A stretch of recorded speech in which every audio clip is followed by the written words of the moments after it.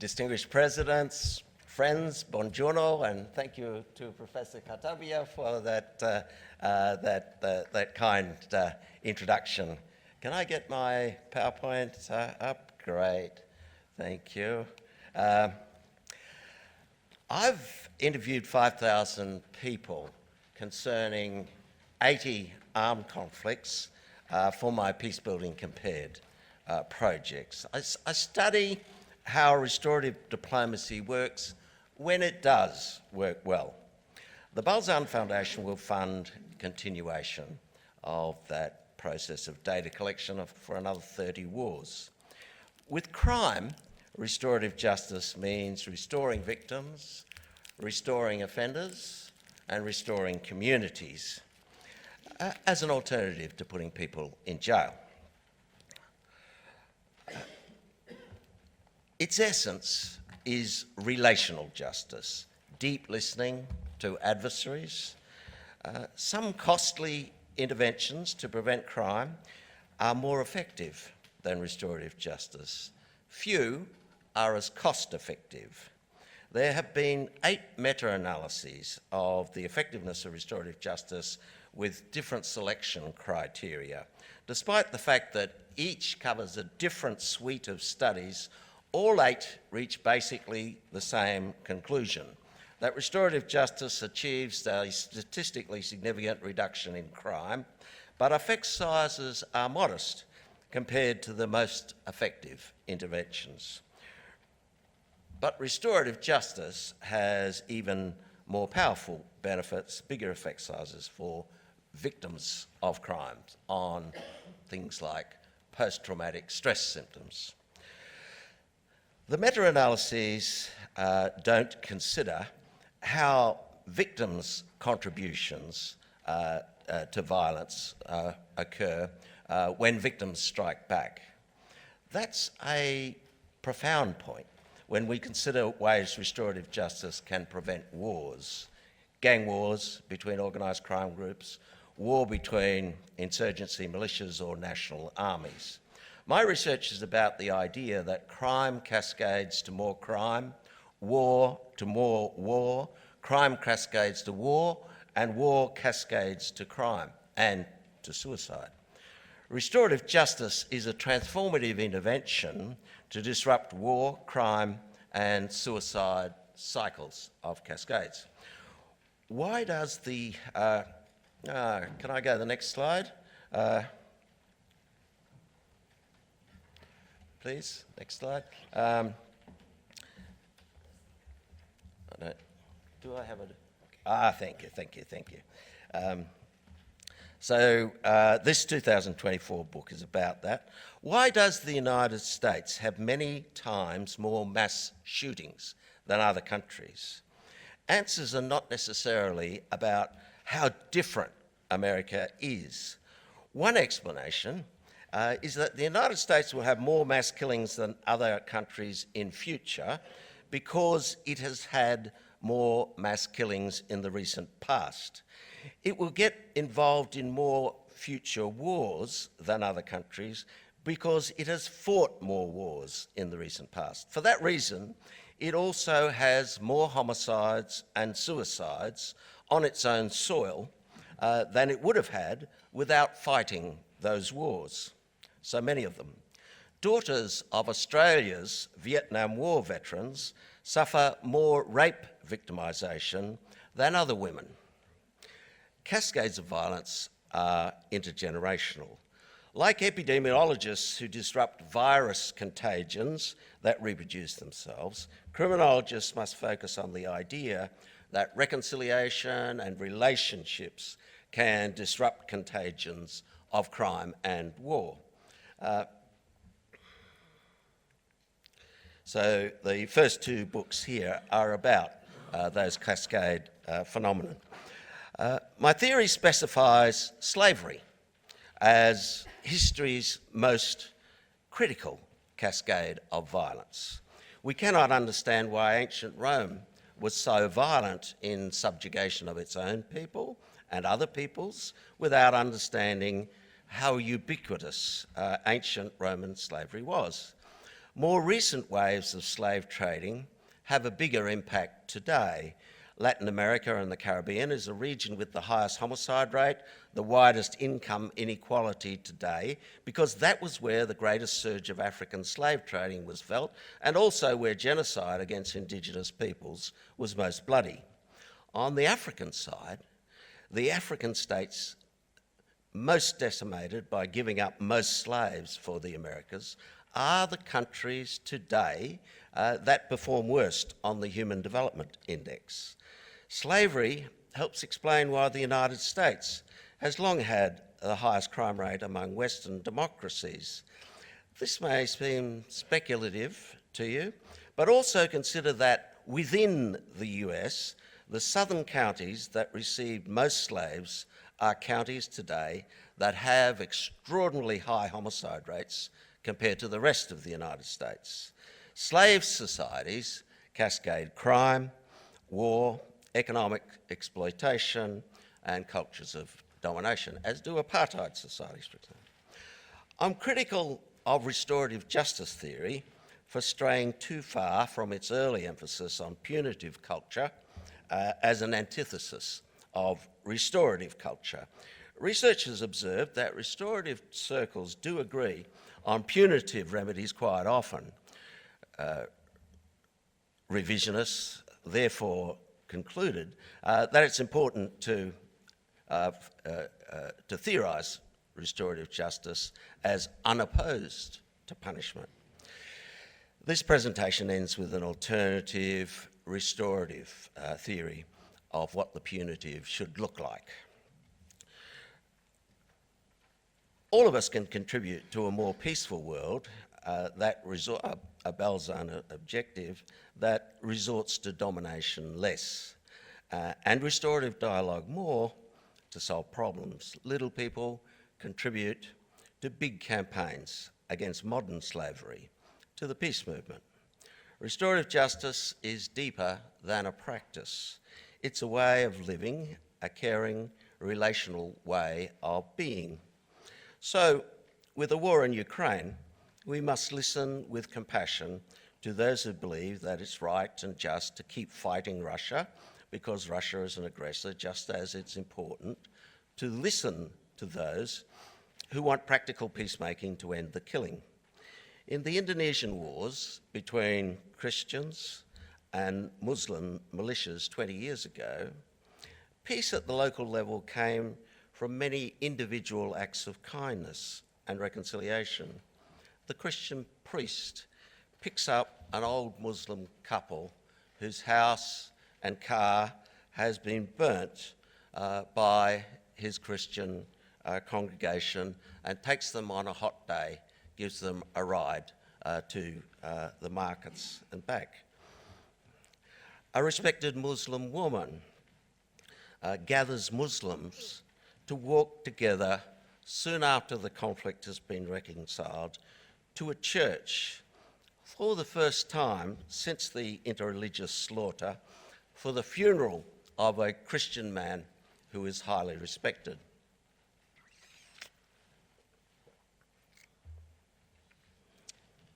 Muslim communities rebuild churches that they burnt down. Christian communities rebuild mosques that they have burnt down. I call these reconciliation rituals of everyday life. They are why, I argue, 20 years after the end of these wars, Indonesia moved from being a high violence society to a low violence society. It has a surging restorative justice movement. Indonesia has the largest number of Muslims of any country. Until 2003, it had more terrorist incidents than any country. Today, it has a lower terrorism rate than Muslim societies I know, any. Jamaat Islamiyah,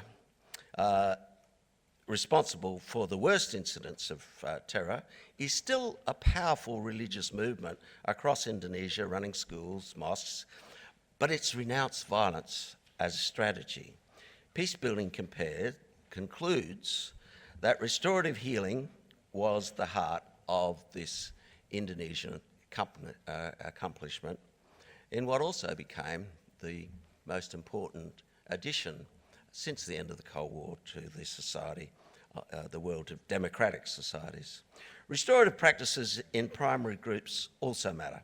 In families, schools, work groups, restorative justice might have made more progress in the legal system had prosecutors, police learn in school restorative circles how to resolve problems, like bullying. Children are not born democratic. They must learn to be democratic, and restorative justice is a good way for children to learn through democratically empowered transformation of educational institutions away from patriarchy, gendered violence, and other dominations in schools. One reason transforming intermediate institutions like school matters is that school bullies are more likely to become workplace bullies, world leaders who bully, leaders who do restorative diplomacy may perform better at bringing peace to the world. Exploring this is one theme of my Balzan project. First, however, we must confront the critique of restorative justice theory that human beings are fundamentally rational animals rather than relational animals. National security intellectuals tend to be ideologues about deterrence rather than scientists of the subject. They contend, for example, that mutual assured destruction works because in the centuries before 1945, great powers were always fighting wars. After the first use of the atomic bomb, these great power wars stopped. Niceties like control groups rarely worry international relations theory. Yes, France, Germany have not invaded each other since 1945, but the two greatest powers in South America, Argentina and Brazil, have avoided wars with each other for much longer without nuclear weapons. There have been no wars among the countries of the Association of Southeast Asian Nations, 600 million people, since ASEAN was founded.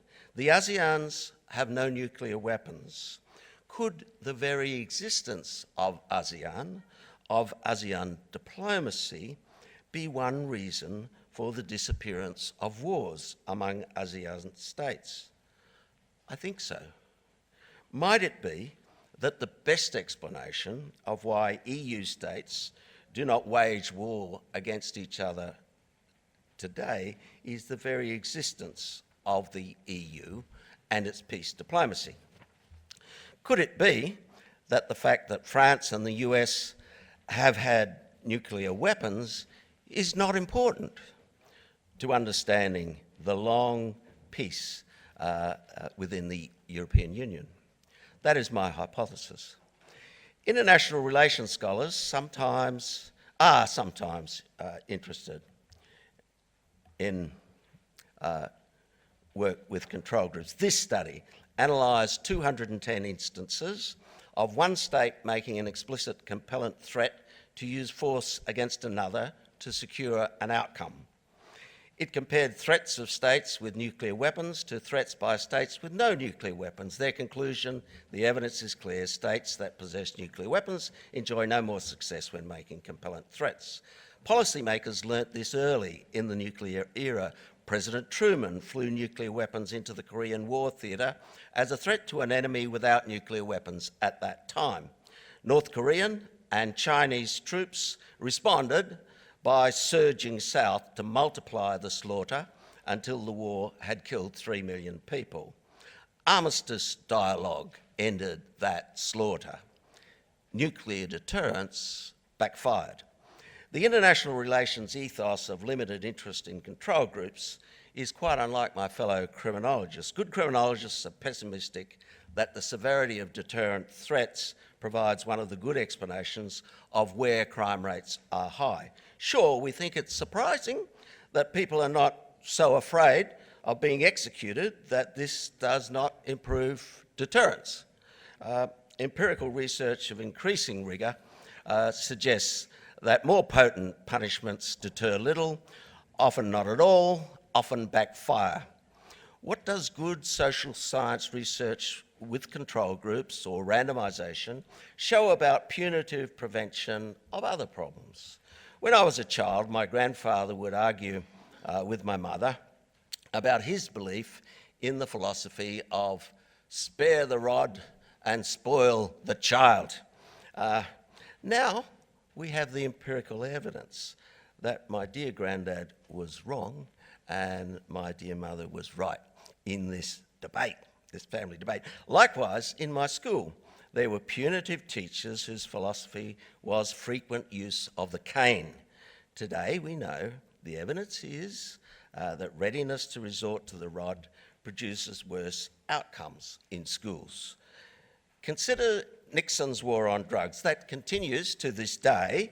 It became an actual war in Mexico where drug cartels are strongest. A sophisticated body of time series studies show that the philosophy of decapitating leadership of cartels makes problems worse, The more decapitation succeeds in the war on drugs, the more success it had, the more violence and murder occurred, and occurred in the areas where the success was achieved in decapitating a particular group. It became a monster with more heads. As a result of the decapitation, drug sales did not drop. The same happened with the war on terror. After the invasion of Afghanistan, Iraq, and the NATO bombing of Libya had initial regime change success, they were catastrophic successes, as was said in the literature. The regime change occurred initially, but the number of Al-Qaeda and Islamic State terrorists and terrorist killings around the world doubled. Decapitation of terrorist group leaders fails to reduce terrorism. Decapitation of insurgency leadership can induce a temporary calm during leadership change, but no long-term decrease in civil war. Drone assassinations during the war on terror tended to make terror worse. Even the most celebrated decapitation of a terror organisation, of Osama bin Laden, was associated with a subsequent rise in terrorist killings. I didn't realise, Omar, when I came here, that you were a Palestinian refugee. Your family were thrown in the circumstance of being a referee, and you, in the early years of your education, had no access to electricity in your home. Such a critical component for a modern education of a child, something that there is no reason for any child to suffer today. So I felt I should have said something, but I won't delay my talk. By applying these thoughts about the counterproductivity of deterrence to the current decapitation efforts and targeting using AI, the ways that defence application of AI have also been counterproductive because of the human part of the human AI team and how that works in practice. But I invite people to ask me that question afterwards if they would like me to address that. I just want to say what an inspiration you are to the Palestinian people at this time and to all of humankind.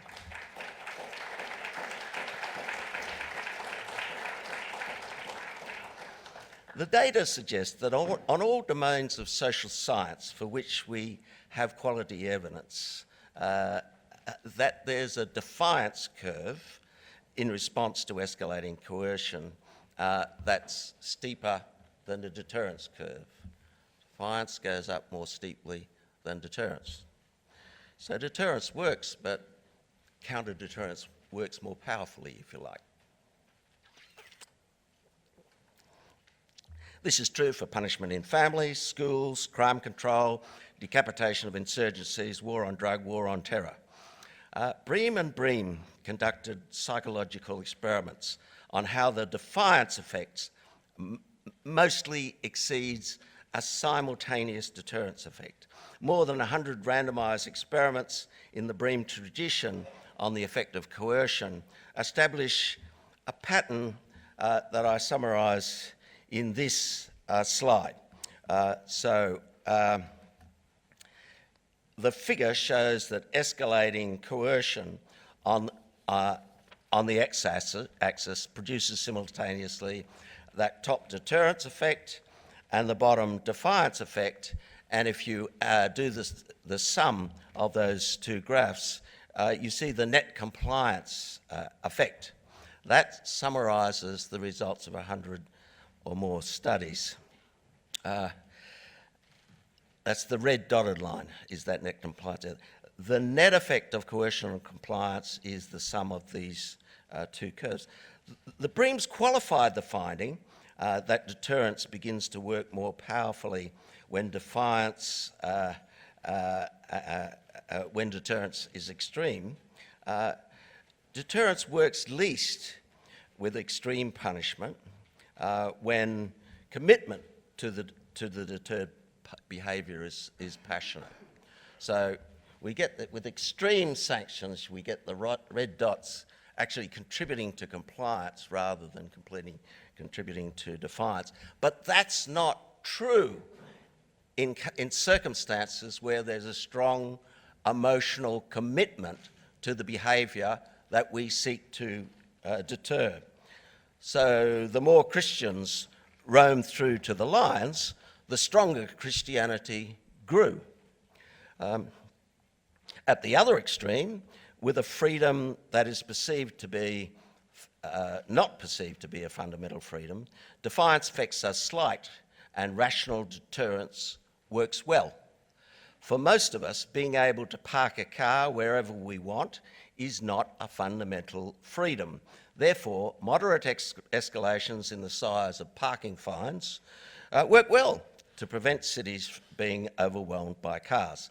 In most contexts, escalation of violence is the outcome of coercion, including in simulations of nuclear attacks and in the real-world experience of nuclear threats. In simulation exercises with participants like Joseph Biden and Hillary Clinton, defiance effects there as well are greater than deterrence effects. What you get again and again with these simulations of escalating nuclear threats exercises is escalation to Armageddon. We can resort instead to restorative security, just as we learnt to nurture child rearing in family schools, youth justice through restorative practices. The social science of deterrence failure screams for a culture change in international affairs, families, workplaces, many domains. Across many, it's best to prefer a restorative over a retributive practice, but only presumptively. I'm out of time. The last part of the written paper you'll see is about meta-analyses of corporate crime prevention. Well, I used to think that's where rational deterrence would work best, with corporate crime, where we're not dealing with crimes of passion, but not so. It's the same basic pattern. So when regulatory agencies, say environmental regulatory agencies, have more powerful sanction and use them more often, they are not delivering more compliance. But the conclusion of that empirical work is that deterrence is important, but only when it's embedded within a regulatory mix where these other things in the regulatory mix are more important. So from my inference from this figure and from that corporate crime meta-analysis is that we can't do without deterrence in finding solutions to big problems. But deterrence works when it plays second fiddle to a wide range of other regulatory strategies. What do I hypothesise is the most important of those other strategies? Well, I guess restorative justice is a good hypothesis. Today I sketched elements of a general theory of deterrence in human affairs, a theory of minimally sufficient deterrence to prevent crime, war, school exclusion, etc. Not maximum deterrence, not minimum deterrence, but minimally sufficient deterrence. Punishment can be reduced decrementally, downwards, step by step, in all these domains until we see evidence emerge that there are problems that arise because there's not enough punishment in the regulatory mix. Punishment in the back seat, please. Restorative justice can assume the front seat of problem solving, I hypothesise, pushing punishment further to the rear. Restorative justice can propel momentum that works along practical pathways that start with the personal and end with the political transformation of societies to less domination, more freedom. Thank you.